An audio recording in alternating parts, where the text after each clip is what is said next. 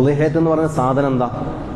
ഒരു പെരുന്നാത്തലേന്ന് പോയിട്ട് ചേളാരി ചന്തേന്ന് കന്ന് കൊണ്ടുവരിക, കന്ന് കൊണ്ടുവന്നിട്ടുണ്ടോ പിടിച്ചിട്ടുക, എന്നിട്ട് അറക്കുക, ഇറച്ചി ഇതല്ലല്ലോ ശരിക്കും ഉളുഹിയത്ത് എന്ന് പറഞ്ഞാൽ ഒരു വാപ്പ അള്ളാഹുവിൻ്റെ മുമ്പിൽ സകലതും ത്യജിക്കുക എന്നുള്ള ആ ഒരു ഉദ്ദേശത്തോട് കൂടിയിട്ട് ചെയ്തൊരു പ്രവർത്തനം.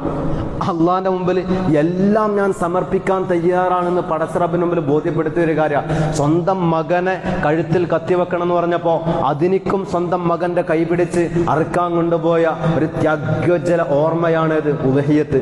നമുക്കോ പോത്തിനെ വാങ്ങി അറക്കുക അതല്ല. ശരിക്കും നമ്മൾ ഉളുഹിയത്ത് അറക്കുന്ന ആളുകളാണെങ്കിൽ ഒരു ജീവിതത്തിൽ ഒരു പ്രാവശ്യമെങ്കിലും എന്താണ് ഇബ്രാഹിം നബി, എന്താണ് ഇസ്മായിൽ നബി, അവർ തമ്മിലുള്ള ബന്ധം എന്തായിരുന്നു എന്ന് ജീവിതത്തിൽ ഒരു പ്രാവശ്യമെങ്കിലും നമുക്കൊന്ന് അനുഭവിക്കാനുള്ളൊരു യോഗം നമുക്ക് വേണം. എന്ത് ചെയ്താൽ മതി അറിയോ? ഒരാടിന്, ഒരു ചെറിയ കുഞ്ഞാടിനെ വാങ്ങാം, ഒരു ചെറിയ കൂറ്റൻ കുഞ്ഞാടിനെ വാങ്ങാം. അതിനെ ജസ്റ്റ് 2 കൊല്ലം നമ്മൾ വളർത്തുക, 2 വയസ്സ് വരെ നമ്മളൊന്ന് വളർത്തുക. എന്നിട്ടൊന്ന് ഉളുഹിയത്ത് അറക്കണം, എന്നിട്ടൊന്ന് അതിൻ്റെ കഴുത്തിൽ കത്തി വെക്കണം.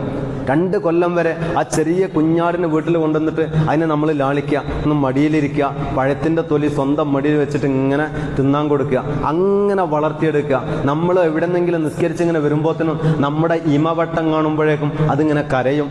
അത് നമ്മളടുത്ത് ഓടി വന്നിട്ട് ഇങ്ങനെ ഒരതും കാലിൽ, അത് വാലിങ്ങനെ ആട്ടും. നമ്മൾ എന്തെങ്കിലും തിന്നാൻ കൊണ്ടുപോകുമ്പോഴേക്കും നമ്മളടുത്ത് കണ്ട് ഓടി വരും, കയറിട്ട് ഇങ്ങനെ വട്ടം കറങ്ങും. ഇങ്ങനെ സ്നേഹത്തിൽ നമ്മൾ അരുമ ഒരു നല്ലൊരു പേരിട്ടിട്ട് ആ പേരിങ്ങനെ വിളിക്കുമ്പോഴത്തേന് അതിങ്ങനെ തിരിഞ്ഞു നോക്കും. എവിടെ സുബൈക്ക് വരെ നമ്മൾ എഴുന്നേറ്റ് വരുമ്പോഴത്തേന് അതിങ്ങനെ കരയും, നമ്മളെ കാത്തിരിക്കും. ഇങ്ങനെ സ്നേഹത്തിൽ വളർത്തുക. എന്നിട്ട് 2 കൊല്ലം കഴിഞ്ഞിട്ട് നമ്മളെ കൈകൊണ്ട് തന്നെ ഒന്ന് അറുത്തു നോക്കുക.